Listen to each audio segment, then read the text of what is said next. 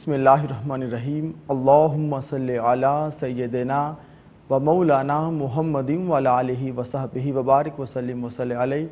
السلام علیکم ناظرین، اللہ رب العزت کے بابرکت نام سے ابتدا کہ جو اس کائنات ہست و بود کو تخلیق فرمانے والا ہے، اور درود و سلام آقا دو جہاں کے نام کے جن کے نام کو رب کائنات نے عرش اعظم پہ سجا رکھا ہے۔ رمضان المبارک کے اس پر نور بابرکت مہینے میں ہمارا اسپیشل پروگرام رمضان اور پیغام کے ساتھ میں ہوں آپ کا میزبان وقاص علی۔ ناظرین، یہ عشرہ رحمت ہے، رب کی رحمت عام ہے۔ اس ماہ مقدس میں جو چھوٹا بھی صحیح عمل کیا جائے، چھوٹی سی نیکی عمل میں بڑا اجر عطا کرتی ہے۔ رب کی رحمت عام ہوتی ہے۔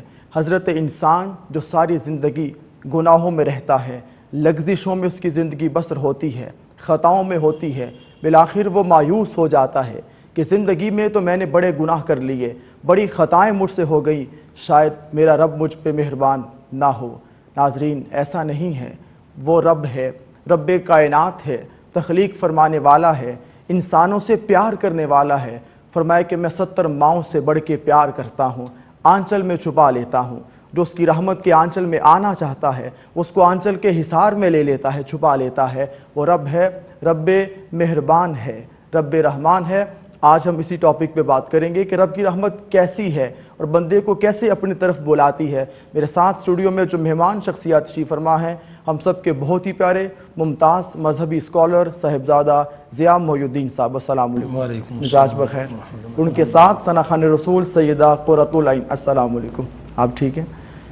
ضیاء بھائی، ماہ صیام رمضان المبارک کا بابرکت مہینہ، اس کو پہلا عشرہ رحمت کہا رب نے کہ یہ عشرہ رحمت ہے۔ اب عشرہ رحمت تو یہ ہے، رب کی رحمت کس انداز میں انسان کو پکارتی ہے اور بلاتی ہے؟ بسم اللہ والصلاة والسلام علی رسول اللہ۔ سب سے پہلے تو میں سونی دھرتی کی ساری ٹیم کو مبارکباد پیش کرتا ہوں، جو انفیکٹ تو ایک ایگرو ٹی وی ہے اور زراعت کے لیے پاکستان کی بنجر زمینوں کو سرسبز و شاداب کرنے کے مشن پر کاربند ہے، لیکن رمضان کے اس موسم بہار میں انہوں نے ہمارے دلوں کی جو بے آباد اور بنجر بستیاں ہیں انہیں بھی اللہ کے ذکر اور قرآن کے ذکر سے اور نبی کریم علیہ الصلوۃ والسلام کی ذات پر درود پاک پڑھنے کے ذریعے سے اور نعت شریف کے ذریعے ہماری رحمت کا پیغام عام ہو جائے ہر ایک کے لیے، ہماری ان دلوں کی کیفیات کو بدلنے کا بھی اہتمام کیا ہے۔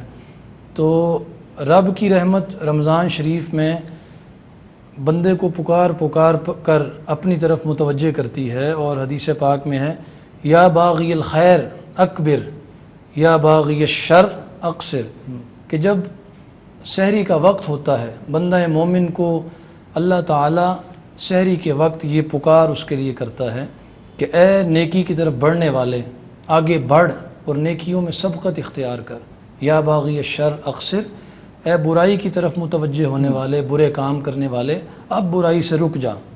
تو اللہ کی رحمت روز یہ منادی انسانوں کے لیے کرتی ہے، اور پھر آپ دیکھیے کہ جتنے بھی راستے ہیں برائی کے وہ سارے نیچرلی بند ہو جاتے ہیں، اور نیکی کی طرف بڑھنے کی ساری راہیں اللہ تعالیٰ اس طرح کشادہ فرماتا ہے کہ صبح سے لے کے شام تک آپ دیکھیے کوئی انتہائی کمزور ایمان والا آدمی بھی ہو، انسان ہو، وہ بیمار بھی ہو تو کسی روزہ دار کے سامنے وہ کھانا پینا جو ہے وہ گوارا نہیں کرتا۔ ٹھیک ہے، دراصل وہ روزہ دار کو دکھ نہیں پہنچانا چاہ رہا۔ تو اللہ کی رحمت بھی یہی چاہتی ہے کہ آپ اپنے دل میں جو مایوسی اور اللہ کی ذات سے جو خوف ہے اس کو رجا میں اور امید میں تبدیل کر لیں۔ انسان اگر یہ تصور کر لے کہ زندگی بھر میں خدا کی نافرمانی کرتا رہا، احکامات کی بجاوری میں نے نہیں لائی، اور شاید میرا رب مجھے معاف نہ کرے، مایوس ہو جاتا ہے، تھک ہار جاتا ہے، اس کو رب کی رحمت کیسے پکارتی ہے کہ جو لا تقنطوا من رحمت اللہ، میری رحمت سے مایوس نہ ہونا۔ یہ جو مایوسی ہے یہ ہم پہ جو مسلط ہوتی ہے، رب تو قرآن میں کہتے ہیں کہ مایوس نہ ہونا، اس کا تصور کیا ہے؟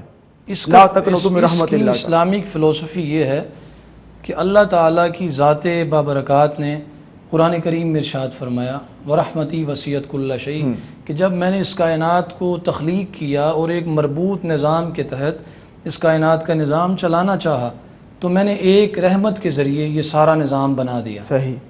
اب اور وہ رحمت ساری کائنات پہ وہ حاوی پوری ہے. کائنات ہست و بود اور جتنے بھی ہزاروں اس کے علاوہ عالم اور کائناتیں ہیں ان سب پہ اللہ کی ایک رحمت کے ذریعے اللہ کا نظام نافذ ہے اور ایک رحمت سے وہ نظام چل رہا ہے. اور اللہ کی 100 رحمتیں ہیں. صحیح. 99 units of رحمہ has been blessed on the people in the محشر. جب محشر کا روز ہوگا اللہ کی عدالت لگے گی 99% رحمت اس دن اللہ تعالیٰ فرمائے گا. صحیح. تو جس کی ایک رحمت کے ذریعے انسان صبح سے لے کر شام تک گناہوں میں زندگی بسر کرتا ہے, سونے سے پہلے گناہ کرتا ہے, جاگتے گناہ کرتا ہے, لیکن اللہ تعالیٰ اس کا چہرہ نہیں بگاڑتا. اللہ اس کے عیوب کی پردہ پوشی فرماتا ہے. اگر 60 سال بندہ زندہ رہا اور 40 سال گناہ کیے تو اللہ دنیا میں ایک رحمت کے ذریعے اتنا کرم فرماتا ہے. تو قیامت کے دن جو اس کی 99 رحمتیں ہیں جو اس نے محشر کے میدان میں اپنے بندوں پہ فرمانی ہیں اس کا کیا عالم ہوگا. اسی اللہ کی رحمت سے مایوس نہیں ہونا چاہیے. اور میں یہ کہنا چاہوں گا کہ اسلامی جو رحمت اور مایوسی کے حوالے سے اسلام کا جو درس ہے وہ اتنا خوبصورت ہے کہ مدر ٹریسا اور اس جیسے جتنے لوگوں نے انسانیت کی ویلفیئر کے لیے جو کام کیا. ہمارا اسلام یہ کہتا ہے کہ اگر کوئی کافر, کوئی بت پرست, کوئی آتش پرست, کفر میں لتڑا ہوا آدمی بھی اللہ کے لیے کوئی نیک کام کرتا ہے اور انسانیت کی فلاح کے لیے خیر کا باعث بنتا ہے تو اللہ تعالیٰ اسے بھی اس دنیا میں اس کا اجر عطا فرماتا ہے. جب اللہ کافر کو بھی اچھا کام کرنے پہ محروم نہیں کرتا تو پھر وہ حضور کے امتی پر کتنا مہربان ہوگا. وہ رب کی جو احکامات کو تسلیم کرے یا نہ کرے وہ مہربان سب پر ہے, سب پر رزق سب کو دیتا ہے, خوشحالی سب کو دیتا ہے. اس کے ہاں یہ نہیں کہ اچھے کام کرو گے تو دوں گا, نہیں تو رزق بند کر دوں گا. وہ رب تو ہے. اب دیکھیں کہ جیسے رب کی رحمت عام ہے, آپ نے فرمایا کہ ورحمتی وسعت کل شیء کا تصور ہے, ساری کائنات میں تمام عالمین میں رب کی رحمت حاوی ہے. تو جب نبی اکرم صلی اللہ علیہ وسلم اس کائنات میں آتے ہیں تو وہ بھی اپنی شان جب بیان کرتے ہیں, قرآن میں بیان ہوتی ہے کہ وہ بھی رحمت کائنات بن کر آئے ہیں. اب کیا رب کی رحمت تو ہمیں دکھائی نہیں دے گی؟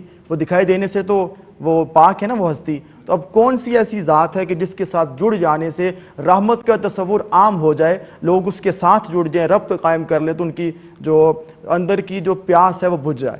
اس کے لیے نبی رحمت صلی اللہ علیہ وسلم کی جو ذات ببرکات ہے وہ اللہ کی رحمت کا حقیقی مظہر ہے. صحیح.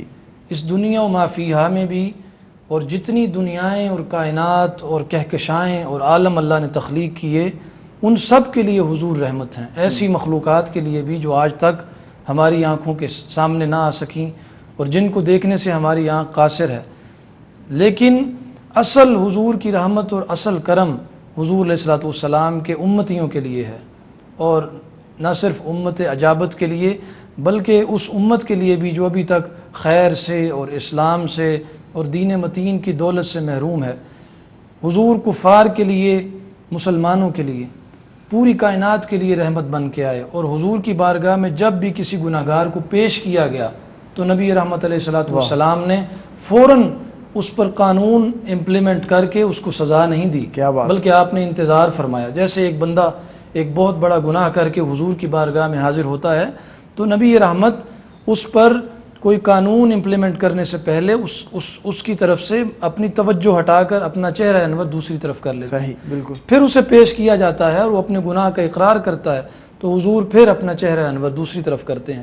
اور 3 مرتبہ آپ یہ عمل دہرانے کے بعد, اس چیز کو اگنور کرنے کے بعد پھر آپ اس پر قانون کا نفاذ فرماتے ہیں. تو معلوم یہ ہوا کہ برائی کو ختم کرنا چاہیے, برے بندے سے نفرت نہیں کرنی چاہیے. اسلام عالمگیر اخوت, محبت اور اخوت کا درس دیتا ہے. اسلام اپنی طرف بلاتا ہے.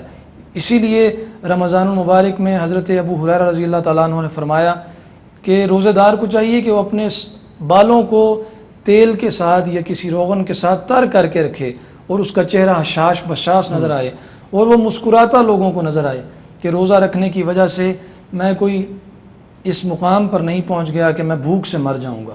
تو جو بندہ اللہ کی ذات کے لیے بھوک اور پیاس برداشت کرتا ہے اسی اللہ کی خاطر پھر رمضان کی پریکٹس کے بعد وہ خشوع و خضوع کی طرف آتا ہے اور اس کے اندر اللہ کے ساتھ جو مخفی تعلق رمضان میں رہتا ہے اس کا ایک تسلسل باقی 11 مہینوں میں باقی رہتا ہے. جو مایوس ہو جاتے ہیں ربی احمد سے، ان کے لیے پیغام اقبال کی زبان میں یہ ہے کہ ہم تو مائل با کرم ہیں، کوئی سائل ہی نہیں، راہ دکھلائیں کسے، کوئی راہ منزل ہی نہیں.